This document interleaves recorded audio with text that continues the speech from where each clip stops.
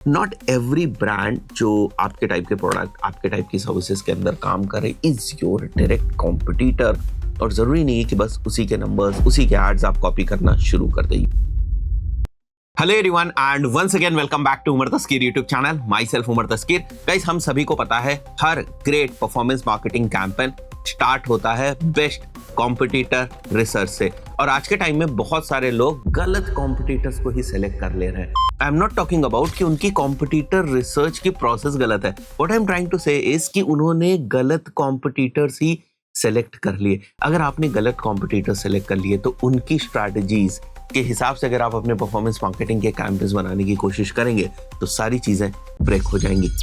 आज के इस वीडियो में काफी डिटेल में हम लोग समझने वाले हैं कि एज अ परफॉर्मेंस मार्केटर आपका कॉम्पिटिटर सिलेक्शन क्यों गलत है। चलिए शुरू करते हैं। सबसे पहला पॉइंट है ब्रांड साइज बायस। अब ये एग्जांपल मैं आपको इसलिए दे रहा हूं कि अभी रिसेंटली हम एक कोचिंग इंस्टीट्यूट के साथ उनकी डिजिटल मार्केटिंग स्ट्रेटजी के ऊपर बात कर रहे थे और उन्होंने हमसे कहा कि फिजिक्स वाला जो है वो हमारा कॉम्पिटिटर है। तो मैंने उनसे बताया कि फिजिक्स वाला आपका कॉम्पिटिटर नहीं है, फिजिक्स वाला आपकी एस्पिरेशन है। You are not in direct competition with physics वाला। फिजिक्स वाला बनना चाहते हैं, विच मीन्स दैट वो आपकी एस्पिरेशंस है। कंपटीशन हमेशा साथ के लोगों से होता है। सेम टाइप की चीजें जब दोनों ब्रांड्स के पास होती हैं, सेम टाइप के लेवरेजेस जब दोनों कंपनीज, दोनों ब्रांड्स के पास होती हैं, तब उसको कॉम्पिटिटर बोला जाता है। ऐसा नहीं है कि आपको लग रहा है कि मैं भी ये पेन ऑफर कर रहा हूं और एक दूसरी कंपनी भी पेन ऑफर कर रही है तो हम दोनों कॉम्पिटिटर हो गए। नहीं, उनके पास अभी अवेलेबल रिसोर्सेज क्या है, उन्होंने कितना टाइम मार्केट के अंदर बिताया हुआ है, उनका मार्केट साइज क्या है, उनकी कैपिटल क्या है, उनका इन्वेस्टमेंट क्या है, ये बहुत सारे फैक्टर जो है वो मिलके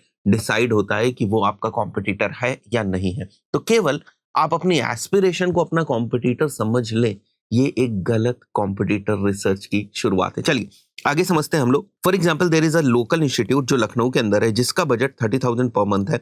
सिंगल सिटी के अंदर वो काम कर रहा है। लीड जनरेशन वो इंस्टीट्यूट करना चाहता है थ्रू परफॉर्मेंस मार्केटिंग। उसकी ऑडियंस नैरो है क्योंकि वो एक ही सिटी में काम कर रहा है। लिमिटेड ब्रांड रिकॉल है, अभी उतने एड्स उसके नहीं चले, लोग उसको उतना ज्यादा नहीं पहचानते जितना फिजिक्स वाला को पहचानते हैं। तो ये सारे फैक्टर्स हैं एक लोकल इंस्टीट्यूट के साथ।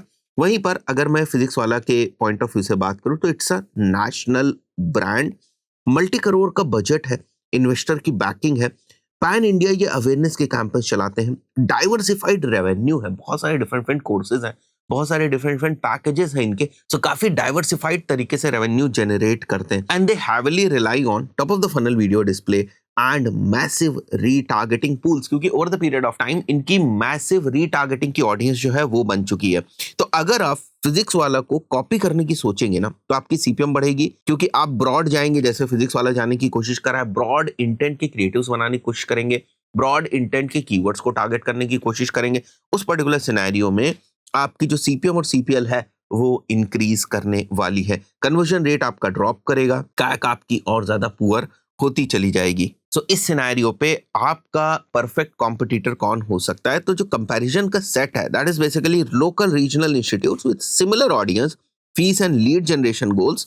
सो यहाँ पर मैंने मेंशन किया हुआ है फिजिक्स वाला is an inspiration not a competitor, comparing on the basis of popularity is not similarity. अगर आपको लग रहा है वो इतना पॉपुलर है इसलिए वो मेरा कॉम्पिटिटर है और उसके बेसिस पे आप कंपेयर करने की कोशिश कर रहे हैं, that is not the similarity. तो ये गलती बहुत सारे लोग करते हैं। जो ब्रांड्स उनकी इंस्पिरेशन होती है, एस्पिरेशंस होती है, उन्हीं ब्रांड्स को वो अपना कॉम्पिटिटर जो है वो मान लेते हैं। So there is ego bias and aspirational comparison. आगे बढ़ते हैं हम लोग, सेकंड इंपॉर्टेंट चीज के ऊपर पहुंचते हैं। डिफरेंट ब्रांड्स की ऑफर इकोनॉमिक्स को नहीं समझना, उसकी मैथ्स को नहीं समझना और सीधे उनको अपना कॉम्पिटिटर मान लेना।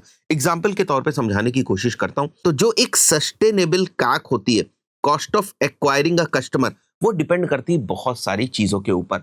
आप इस कैक के ऊपर सरवाइव कर पाएंगे या नहीं। अगर आपको एक कस्टमर को एक्वायर करने में कोई एक्स अमाउंट ऑफ मनी लग रहा है तो उस चीज को आप जस्टिफाई कर पाएंगे या नहीं, ये चीज डिफरेंट फैक्टर्स के ऊपर डिपेंड करती है, जैसे life time value, gross margin, pay back target and upsell potential. तो अगर मैं फिजिक्स वाला जो हम लोग एग्जांपल लेकर चल रहे हैं उसकी लाइफ टाइम वैल्यू की बात करें तो उसकी लाइफ टाइम वैल्यू बड़ी होगी क्योंकि ज्यादा प्रोडक्ट्स हैं उनके पास। हो सकता है फनल में वो पहले ही किसी कैंडिडेट को कैप्चर कर लेते हैं। मान के चलते कोई स्टूडेंट्स उनके साथ 6th क्लास में इनरोल हुआ तो हो सकता है वो 7th में भी उनके साथ जाए, 8th में भी जाए, 9th में भी जाए, 10th में जाए। सो उस इंडिविजुअल से जो लाइफ टाइम वैल्यू जनरेट होगी, मैं यहां पर मान के चल रहा हूं कि फॉर एग्जांपल 1 लाख रुपीस की वैल्यू जो है वो जनरेट होगी। और उनका अगर कस्टमर एक्विजिशन का कॉस्ट जो है वो 4,000 आ रहा है तो भी वो सर्वाइव कर ले जाएंगे, क्योंकि उनकी जो लाइफ टाइम वैल्यू है वो हाई है। वहीं पर आपकी जो लाइफ टाइम वैल्यू है वो 20,000 रुपीज है, बिकॉज डाइवर्सिफिकेशन ऑफ प्रोडक्ट्स नहीं है, उतना टाइम आपने नहीं बिताया हुआ है, रिकॉल्स नहीं बनी हुई है उतनी, तो डेफिनेटली आपकी जो लाइफ टाइम वैल्यू होगी वो कम होगी। तो अगर आपकी लाइफ टाइम वैल्यू 20,000 रुपीज है और अगर आप पीडब्ल्यू को कॉपी करके कैक आप 4,000 रुपीज के अराउंड लेकर आ रहे हैं, which is basically 20% of your LTV, मतलब मार्जिन खत्म, यहां पर होने वाला है आपको लॉस। और एक नई ब्रांड जो परफॉर्मेंस मार्केटिंग के ऊपर फोकस है वो इस चीज को सर्वाइव नहीं कर पाएगी। वहीं पर यहाँ पर जो एलटीवी वर्सेस कैक का रेशियो है वो 25:1 का है, which is a good thing. Can afford higher CAC due to strong LTV, investor backing support है, एग्रेसिव स्केलिंग कर सकते हैं। अगर इनका कैक थोड़ा बढ़ता भी है या एलटीवी थोड़ी सी घटती भी है तब भी इनको प्रॉब्लम नहीं होगी। तो they are basically not your ideal competitors. यहां पर अगर मैं बात करूं, can't sustain same CAC as PW, no investor cushion for negative unit economics. अगर लॉस में जाते हैं तो कोई भी इन्वेस्टर बैकिंग नहीं है, आप अपना पैसा डाल रहे हैं, शुरुआत में आप लॉस में जाना अफोर्ड नहीं कर सकते। तो अगर आप पीडब्ल्यू को बेंचमार्क रखेंगे और उसके बेसिस पे आप अपनी कोचिंग की पूरी इंटायर स्ट्रैटेजी प्लान करने की कोशिश करेंगे और उनके नंबर से खुद को कंपेयर करने की कोशिश करेंगे कि उनकी तो लीड की कॉस्ट जो है 100 रुपए आ रही है, उनकी जो एक कस्टमर एक्विजिशन की कॉस्ट है वो 200 रुपए आ रही है, तो उस चीज से जो है वो आपका भला नहीं होने वाला है। आगे बढ़ते हैं हम लोग। Third is basically ignoring the marketing objective, और सीधे सीधे मान लेना कि ये वाली ब्रांड हमारी कॉम्पिटिटर। आप समझिए, डिफरेंट ब्रांड्स डिफरेंट टाइप के मार्केटिंग ऑब्जेक्टिव्स के ऊपर काम कर रही होती हैं डिपेंडिंग ऑन देयर साइज, उनके पास क्या बजट है, उनके पास किस टाइप की बैकिंग है, उनके पास क्या वेरिएंस है प्रोडक्ट्स का। फॉर एग्जांपल कोई छोटी ब्रांड है तो उसका इनिशियल फोकस होगा लीड जनरेशन के ऊपर। So local regional institutes running Meta leads, Google ads, इनके साथ आपको कंपेयर करने की जरूरत है अगर आपका ऑब्जेक्टिव लीड जनरेशन का है। अगर अभी आपका ऑब्जेक्टिव ब्रांड अवेयरनेस का है तो आप पैन इंडिया जा सकते हैं, पैन इंडिया एड्स रन कर सकते हैं, यूट्यूब के ऊपर डिस्प्ले वीडियो के ऊपर भी जा सकते हैं और लीड जनरेशन के भी एड्स आप रन कर सकते हैं। और उसी टाइप की ब्रांड्स को आप अपना कॉम्पिटिटर जो है वो रख सकते हैं जो ब्रांड अवेयरनेस कर रही हो और पैन इंडिया के ऊपर काम कर रही हो और इस टाइप के जो एड्स हैं उनको रन कर रही हो। So you just have to pick by objective कि कौन सी ब्रांड किस टाइप का जो एड है वो रन कर रही है और क्या मुझे भी इस टाइप का जो एड है वो रन करना है। So those people are basically your competitors. So now अगर आपका भी बिजनेस ऐप बेस्ड है और आपकी भी प्रायोरिटी ऐप इंस्टॉल है तो इस टाइप की जो डिफरेंट एजुकेशनल एप्स हैं जो ऐप कैंपेन्स रन कर रही हैं उसके साथ अपने कंपैरिजंस को सेट कर सकते हैं। बट बेंचमार्किंग आप नंबर के बेसिस पे नहीं कर सकते, बिकॉज हो सकता है उनके नंबर्स बहुत बड़े हों, ठीक है, बट आप अपने ऑब्जेक्टिव के बेसिस पर उनकी स्ट्रैटेजी को समझ सकते हैं, क्योंकि उनका भी ऑब्जेक्टिव वही है, आपका भी ऑब्जेक्टिव वही है, तो उनकी स्ट्रैटेजीज को आप समझने की कोशिश कर सकते हैं। आगे बढ़ते हैं हम लोग। Fourth is basically ignoring warm traffic advantage. अब कोई भी बड़ी ब्रांड होती है, काफी टाइम से एड्स अगर वो रन कर रही होती है तो उसके पीछे ना बहुत सारे हिडन पुश होते हैं जिसको आप इग्नोर कर देते हैं और जिस डेटा को बनने में आपको थोड़ा सा टाइम लगेगा तो वो वाला एडवांटेज आपको शुरुआत में मिलने वाला होता नहीं है और आप उसको देखते ही नहीं हो, वो बेसिकली हिडन होता है, आपको दिख तो रहा नहीं होता है कि उनके पास क्या डेटा है, तो वो चीज आप कभी भी कंसिडरेशन में लेते ही नहीं है और आप हमेशा फ्रस्ट्रेट होते हैं कि बड़ी ब्रांड इस चीज को कैसे कर रही है। जैसे उनके पास हो सकता है यूट्यूब की ऑडियंस हो, फॉर एग्जांपल अब मेरे चैनल की बात करो तो इतने टाइम से हम वीडियोस को डाल रहे हैं, हमारे चैनल की बहुत सारी ऑडियंस बन गई होगी। अगर मैं अपने चैनल को कनेक्ट कर दूं गूगल एड्स से तो डिफरेंट डिफरेंट टाइप्स की ऑडियंसेस मैं बना सकता हूँ, जिन लोगों ने ये स्पेसिफिक वीडियो देखा, जिन लोगों ने हमारे सबसे पॉपुलर वीडियो देखा, जिन लोगों ने सब्सक्राइब किया हमारे चैनल को, जो लोग हमारे चैनल के ऊपर विजिट कर चुके हैं, ऐसे बहुत सारे डिफरेंट डिफरेंट ऑडियंस पूल्स को मैं एक्सप्लोर कर सकता हूँ। बट अगर आपके पास यूट्यूब चैनल ही नहीं है तो आप इस ऑडियंस पूल को कभी एक्सप्लोर ही नहीं कर पाएंगे। सो बहुत सारी ऐसी ऑडियंस सेगमेंट्स होती है जिसके ऊपर बड़े ब्रांड जो है वो एड कैंपेन्स रन कर रहे होते हैं, जो ऑडियंस सेगमेंट अभी आपके लिए रेडी नहीं हुई होती है। ऐप यूजर बेस, अगर आपके पास ऐप नहीं है और आप जिसको कॉम्पिटिटर मान रहे हैं उनके पास ऐप है तो ईमेल लिस्ट हो सकती है over the period of time उन्होंने बिल्ड करी हो, रीटारगेटिंग के पिक्सल बेस्ड बहुत सारी ऑडियंसेस जो है वो हो सकती है उनकी। So if you are identifying someone as a competitor जिसके पास पहले से बहुत सारी वार्म ट्रैफिक का एडवांटेज है, उसके साथ आप कैसे कॉम्पीट करेंगे? चीजें ही नहीं मैच कर रही हैं, मैच ही पूरी बदल जाएगी, उनकी जो कैक आ रही है आपकी जो कैक आ रही है टोटली डिफरेंट होगी, आप कंपेयर नहीं कर सकते। So there is a basic common error in comparison which is like comparing your cold traffic metric to competitors' warm retargeting metric.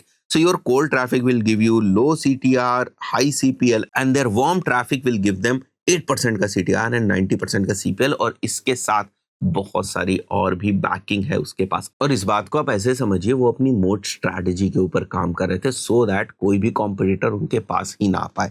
सो वो गैप बिल्ड ही करना चाहते थे। इतना आसान नहीं है ना कि कोई नई ब्रांड आए और एक स्टैब्लिश ब्रांड को इतनी आसानी से खत्म कर दे, इतनी आसानी से कॉम्पीट कर दे। तो फिर वो इतने टाइम से मार्केट के अंदर कर क्या रहे हैं। सो वो भी मोट स्ट्रैटेजी को फॉलो करते हैं, और ये सारे उसके एडवांटेज है कि over the period of time ये सारी चीजें बिल्ड हुई, इन्वेस्टर से रिलेशंस हुए, बहुत सारी इन्वेस्टमेंट्स जो है वो लेकर आए, जिसकी वजह से एक मोड जो है वो क्रिएट हो गया।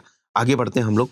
Different geo signal density is not equal to same results. For example, the brand which you are thinking as your competitor, वो अगर मेट्रो सिटीज में एड्स रन कर रहे हैं, या मेट्रो सिटी की अगर वो ब्रांड है और आप टीयर 2 सिटी के अंदर जो है वो काम कर रहे हैं, तो जो डायनेमिक्स होंगे वो बहुत ही डिफरेंट होंगे, जो नंबर्स आएंगे वो बहुत डिफरेंट आएंगे। यू कैन नॉट से कि वो हमारा जो कॉम्पिटिटर है वो है। जैसे कंपटीशन की इंटेंसिटी अलग होगी, यहाँ पर हाई होगी क्योंकि बहुत सारे कॉम्पिटिटर्स कॉम्पीट कर रहे होंगे। आपके यहाँ जो कंपटीशन की इंटेंसिटी है वो लो होगी, सीपीएम की कॉस्ट यहाँ पर हाई होगी, आपकी जो सीपीएम की कॉस्ट है वो कम होगी। यहाँ पर स्टूडेंट डिमांड भी हाई होगी, यहाँ पर स्टूडेंट डिमांड भी लो होगी। So high competition but strong student demand justifies higher CPM.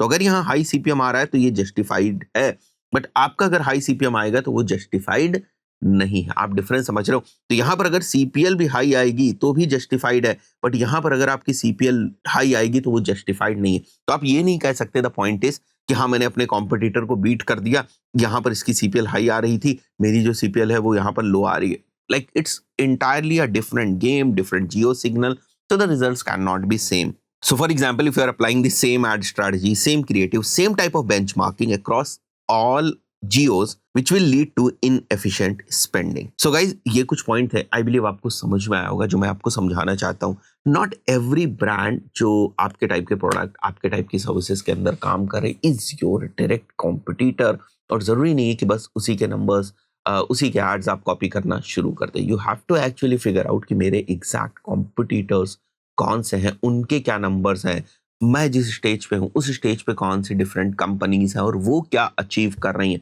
Then only you will be able to create the right pool of your competitor, which doesn't mean कि physics वाला को अपनी aspiration नहीं रख सकते, inspiration नहीं रख सकते, या उनकी जो फुटप्रिंट्स है उसको फॉलो नहीं कर सकते। It's all fine, but you can not basically put them as a competitor and then compare your matrices with their matrices. This is actually not possible. So if you are considering their ads for inspiration purpose, aspiration purpose, that's absolutely fine, but you cannot compare the ads of both the brands saying that okay, physics wala is our competition. So I believe आपको बहुत सारी चीजें clear हुई होंगी। इस particular video में इतना ही, मिलते हैं नेक्स्ट वीडियो में। Till then, good bye.